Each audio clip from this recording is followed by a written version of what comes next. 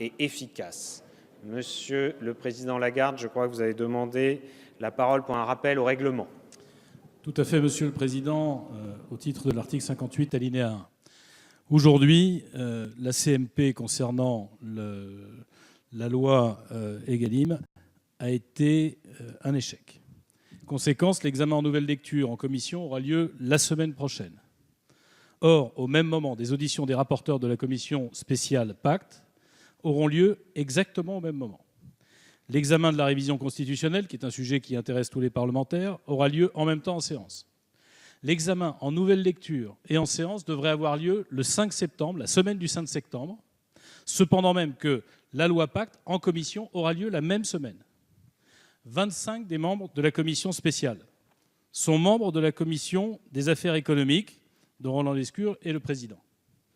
Ça veut dire concrètement que ces députés ne pourront pas, et particulièrement dans les petits groupes où on n'a pas multiplié le nombre de députés qui peuvent participer, suivre en même temps, c'est le mot, le texte Egalim et le texte Pacte. Mais mieux que ça, si la loi Elan ne fait pas l'objet d'une CMP conclusive, nous allons nous trouver avec des membres de la commission économique, qui sont pour l'essentiel les membres de la commission spéciale, qui étudient 3 textes à la fois. Et ça n'est absolument pas possible.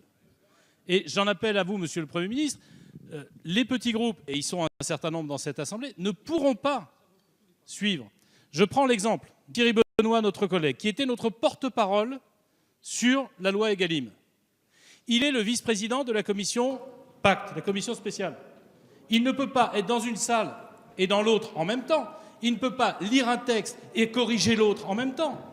Et donc, je dis simplement, Monsieur le Président, que pour la bonne tenue de nos débats, comme je l'ai dit en conférence des présidents ce matin, il faut revoir le calendrier, faute de quoi un certain nombre de groupes et de députés ne pourront pas suivre les textes de loi pour lesquels ils ont été élus, ne pourront pas émettre les propositions, les objections, les amendements qu'ils souhaitent déposer, et il ne faudra pas qu'on leur fasse le reproche d'avoir ignoré un texte, puisqu'en réalité, ils ne pourront pas suivre 3 textes à la fois.